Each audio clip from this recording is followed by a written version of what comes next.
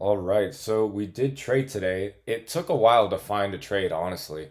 First entry was almost 130. Second entry was 130. And this is the trade I took. A lot of people were trading this range, shorting from here, or taking shorts here. I don't know what they were thinking because we are in a 1 hour bullish for value gap. We're above it. Once we took initial low, I mean, really, that's when I was like, okay, we're kind of aligned in terms of what sell side liquidity has been taking. London was the edge, so that looks like a good target for later if we inverse this, which we started to a lot right now. I don't know why we're doing this. I haven't really looked at the charts, but we're already below 50% of our basically 4 hour range. Crazy. I don't know why we're selling off so low. We usually do that and sweep below to move up. We've been doing that on the higher time frame. But right now, it's kind of strange to have that kind of candle. That's usually a Friday kind of candle. But I don't have the video on today because my phone is charging. It's an iPhone 11. I need to upgrade because that shit has no battery life, bro. And it dies so constantly, and it's just impossible to charge it in under an hour. So it's kind of ass. But this is the trade we did take. Let's look in open. What I was looking for was on 2 minute. I was thinking, okay, I could take longs if we in the macro can inverse this 2 minute. We didn't. That was my main confluence to be we're bullish because we have this 2 minute inversion, which then acts as a rejection for until we make this market structure shift right here. Technically, we have one right here. This wasn't too significant because the body was closing in the 2 minute, but then right here we actually had a significant market structure shift. And after that, what am I looking for? I'm looking for an OTE entry because I'm thinking, okay, we took previous day high already on NQ. ES, we had like double SMTs from the morning. Excuse me. And initial high wasn't even taken, and previous day high is way far up there. So I was thinking, okay, we could probably move up close to previous day high, but I would like to get out at the high that NQ took, or the high that NQ made in the AM because that's just like that's creating our daily range. So I'm fine taking like 50, 60 points. So what did I do? I was waiting for my model essentially, which is simple market maker buy model, 8:30 and true day 12 a.m. What am I looking for? I'm looking for something to move below there. So I noticed that we're rejecting a lot off of the initial low for our for value gap kind of area, which is between 8:30 and 12, mostly a bit under 8:30. So I was thinking, okay, you know what? We're not really breaking down into the 4 hour. What I do want to see is I want to see a form of significant time based sell side be taken, like 8:30, right there. Not even 8:30. It was just initial low in the morning. So once that was taken, we were in alignment on ES and NQ. We started moving in correlation with each other because ES was like really moving low in the morning. I mean, we already inversed basically the 4 hour and the 1 minute, so I was a little bit concerned that we were going to get along. Not concerned, but I just wasn't too confident that we were going to get along. I don't know why this thing is up here. Probably because I don't have the video on, but I have the thing on OBS. Let's see if I can. There we go. Okay, so I also took an option trade on here. I entered like right in the optimal trade entry, and then I sold it as we were coming down right there because my initial I was hoping to get up to the 15 minute for value gap low. But anyway, entry right here. What was the confluence? First presented for value gap. What am I looking at in this OTE? Since we tapped into a 4 hour high time frame bullish, initial low sell side taken, breaker, right? Lower low, higher high. And we had a higher high, lower low, and then we're creating a new range. But technically, this is our breaker. We retrace to optimal trade entry, which is the highest time frame for value gap in the discount range, 2 minute. So you could have entered there. What I was waiting for was a confirmation because the first trade I took was a continuation. Right, you can see right here. I got stopped out because at that time I thought I had my stop right here. We were moving up. I entered. You can see right there, yeah. So I, oh shit, I didn't even know I got filled there. Oh yeah, because I had it at these lows. What is that, 13 point stop? No, it was like 20. It's like right there, yeah.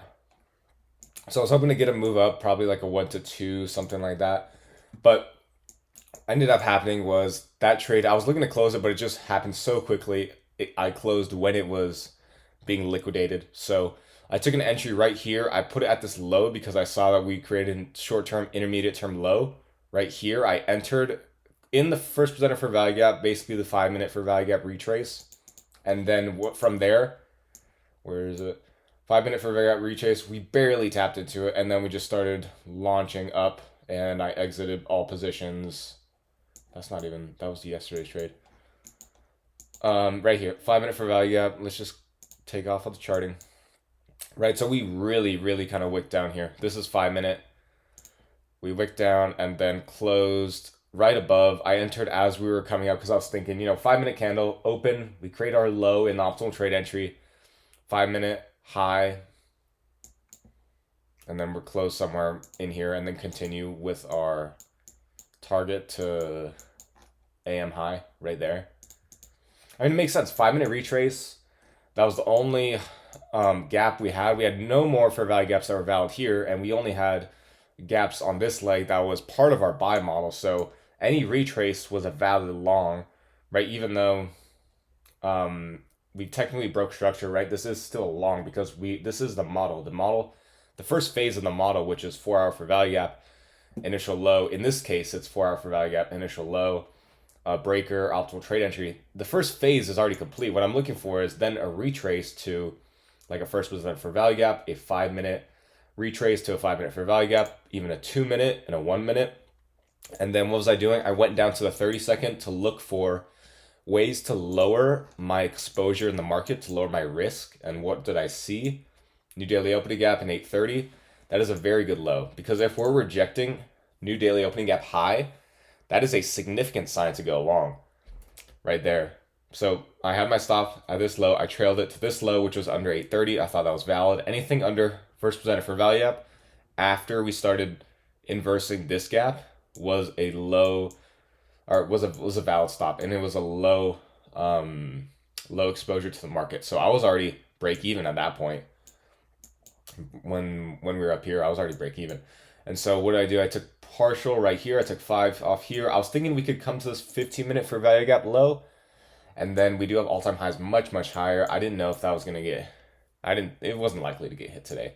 So what was I doing? I was partialing, and then when I saw we moved up much higher, I was basically at my maximum profit I could take for the day because I am trading the my funded futures combines, and oh my god, we were just dumping, bro. I don't know what is happening.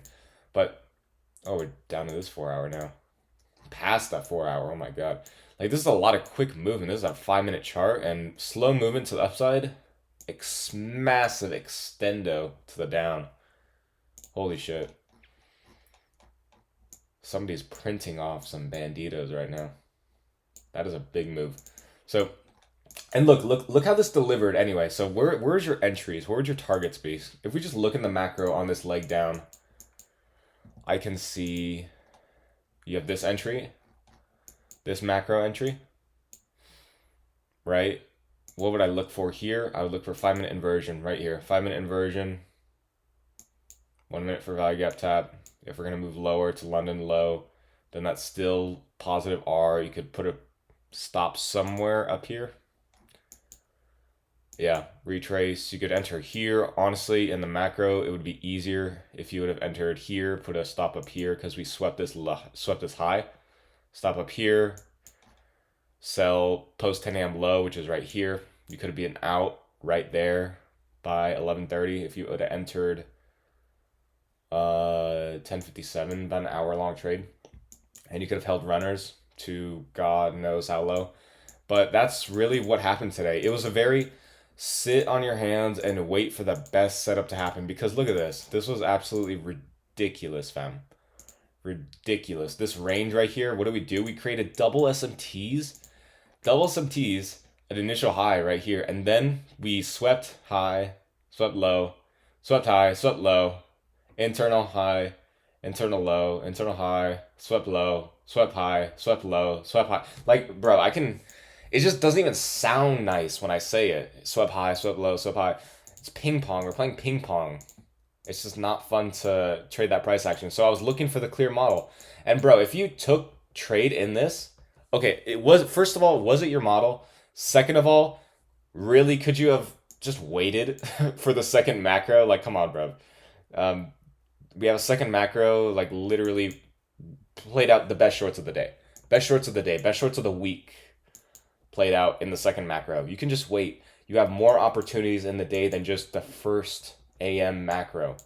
You have so many more opportunities in the day, especially if you're unemployed, bro. You can trade PM session, and PM session has been absolutely legendary for these past like couple months because we all know AM has been not the best for September and kind of part of August, but PM has been reversing the move. It's been continuing lower. It's been doing internal move to 50% of the range. Like you'll catch some really good PM trades. And even looking at this, like new daily opening gap, you could have entered off of these quadrants. If I could pull them up exactly. Right? And look at the wicks respect. I mean, the bodies are the most important, and those do respect the quarters pretty nicely right here. But look at the wicks as well. I mean, that just gives you entry. If you can find any gap, like if we're shorting at least above here, like this 2 minute gap, you can enter there. Stop loss above here, hold. Is there a 3 minute gap right there? 3 minute gap, stop loss above here, hold. Like gaps above the quarter that, how do I say this? You want to enter on a gap above the quarter if you're shorting and below that quarter if you're longing. Because what that does is basically it's like a step stool, right? You're not going to step down if you're bullish and stepping up, right? These are like protective levels. You can see that, right? It comes to the quadrant, moves down, comes to that quadrant, moves down, comes to this, the lower portion of the quadrant, moves down. So quadrants are very, very nice if you're wanting to lower your stop. But also then you would have to find a tighter, you'd have to find a better entry, and you'd have to get filled in a better position if you want to do that, or just have limit orders. But I mean, overall, today was a pretty good trading day. This is my second trade of the day, or sorry, no, third trade of the week. Actually, I did take a London session trade here that I got stopped out on, and it's ridiculous, man, because I was in here 20 cons, 5 point stop. That would have been, I was already up like 2R. No, I was up 3R. There was my entry. After adding the second position, I was at 5 point stop. Just put it right there. What was I looking for? I was looking for all-time highs. Kind of ridiculous. I was actually just looking to take the maximum amount that I could because London was really, really moving. 20 points would be like 40 something. It'd be like up here to get your max profit on a combine. It would be that trade. That's the trade I was looking for. We tapped into the 5 minute. It was the macro, second macro of London, 2 a.m. macro. I was looking for it to move. Okay. Here's some things that I took away from trading London. London retracements are more aggressive than the move up. 100%. That's just what I've seen. And often the retracements will be very much to where your break even is probably going to be.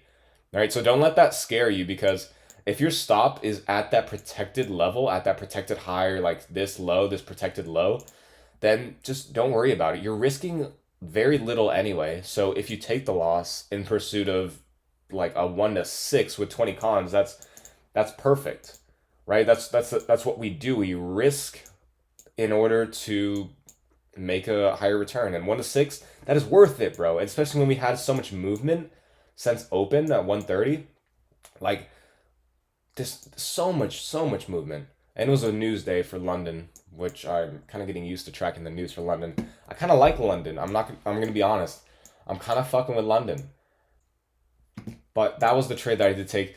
I got a little vengeful and I took a small loss. I think it was like $120, $160.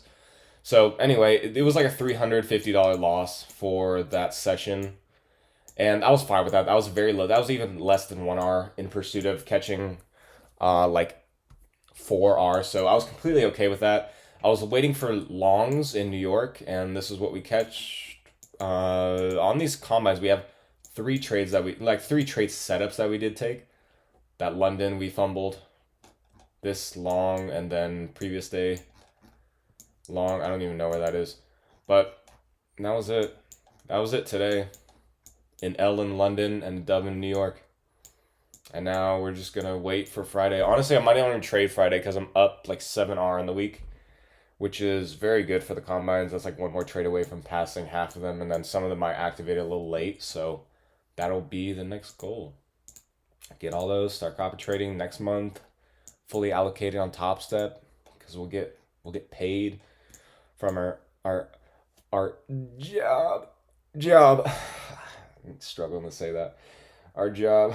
I'm getting paid so I can afford to max allo on Top Step and like Tradeify or something like that. So that'll be next. That's the next mission. Overall, it was a decent trading day. You just had to be patient and you would have gotten paid. So take care, everyone. I will start uploading more of my mentorship series this weekend when I have more time to make videos and edit them. So that will be on the schedule for this weekend. And I do have to work Saturday too, bro. It's actually, with 6 hours on Saturday is ridiculous, man. I'm already doing overtime. Everyone there's done overtime for like 2 months, like a month now, and so, bro, why are we working Saturday? So, anyway, PA kind of wonky, but we still got paid. So if you didn't take this trade, at least now you know how you could have taken it. Like a few different entries, but really you had to wait till after 10:01, which was second macro. So a little bit after second macro, but still a valid trade nonetheless. Take care, everyone. I will see you in the next video this weekend.